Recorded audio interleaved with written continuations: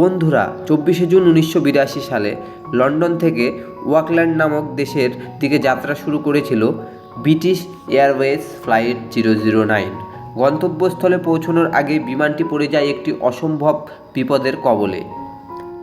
বিমানটি ঠিক মাঝ রাস্তা বরাবর পৌঁছানোর পর হঠাৎ করে এক ঝলকানো আলোর সম্মুখীন হয়, যার ফলে বিমানটির সমস্ত সিস্টেম এবং ইঞ্জিন কাজ করা বন্ধ করে দেয় এবং বিমানটিতে মোট 263 জন যাত্রী পড়ে যায় বিপদের সম্মুখীনে। কি হয়েছিল বিমানটির সাথে? তীব্র আলোটি বা কিসের ছিল? বিমানটি কোনোভাবেই কোনো এলিয়েনদের কবজায় পড়ে গিয়েছিল না তো?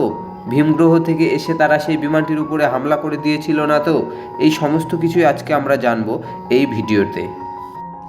আমাদের এখানে সালটা দেখানো হয় 1982 সাল এবং দিনটা ছিল 24 জুন।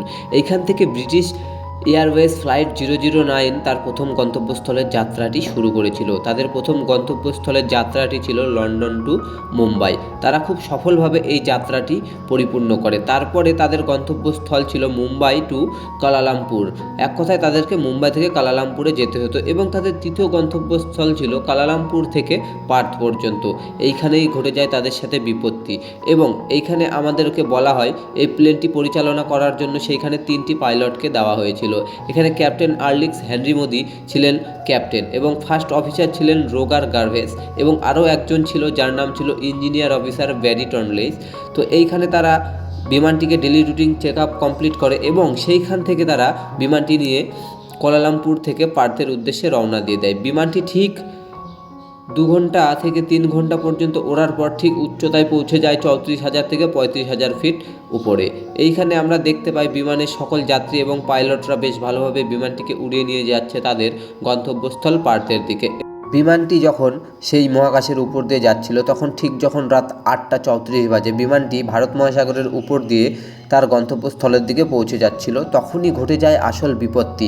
পাইলটরা লক্ষ্য করে যে সেইখানে তীব্র আলোর ঝলকানি তাদের বিমানের সামনে এসে ধাক্কা খাচ্ছে এবং তারা বুঝতেই পারছিল না যে আসলে এই তীব্র আলোর ঝলকানিটি কিসের ছিল, যেটি তাদের বিমানের সকল ইঞ্জিনের পাশ দিয়ে যাচ্ছিল এবং মনে হচ্ছিল তীব্র আলোর ঝলকানিটি খুবভাবে বিমানটিকে ড্যামেজ করছে এবং সেই ভাবা অনুযায়ী সেইখানে সিস্টেমে রেড অ্যালার্ট জারি হয়ে যায় এবং বিমানে বসে থাকা পাইলটরা কোনোভাবেই বুঝতে পারছিল না যে তাদেরকে এখন কি করা উচিত বা কি করলে এই সমস্যা থেকে তাদের মুক্তি পেতে পারে।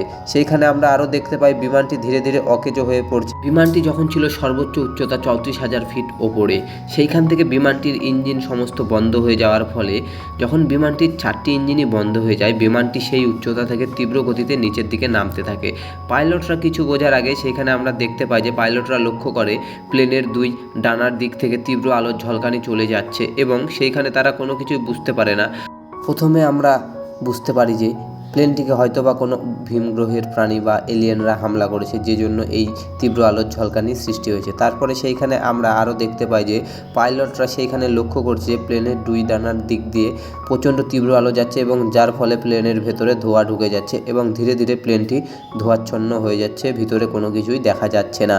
সেইখানে আমরা এটি আরও লক্ষ্য করি যে সেই অভিজ্ঞতাপূর্ণ 3 জন পাইলট কোনো ডিসিশানই যখন সেখানে নিতে পারছিল না, সেইখানে তারা তখন একটি ডিসিশান নিয়েছিল যে তাদের যখন এই 4টি ইঞ্জিনই বন্ধ হয়ে গেছে তাদেরকে এখন কোনো না কোনোভাবে প্ল্যানটিকে ল্যান্ড করাতে হবে এবং ল্যান্ড করানোর জন্য তাদের কাছে 2টি অপশানই থাকে। পাশে ছিল এক সমুদ্র এবং তার পাশে ছিল একটি এয়ারলাইন এবং তারা সেইখানে এটি আরও লক্ষ্য করে যে প্লেনটি এখন ধীরে ধীরে 34,000 ফিট উচ্চতা থেকে 26,000 ফিট উচ্চতায় চলে এসেছে এবং সেইখানে তারা এটি লক্ষ্য করে যে তাদের পাশে রয়েছে জাকাত নামে একটি এয়ারলাইন, সেখানে তারা সেই যাবে এবং প্লেনটিকে ধীরে ধীরে ল্যান্ড করাবে। সেই জন্য তারা সেইখানে ক্যালকুলেট করতে শুরু করে।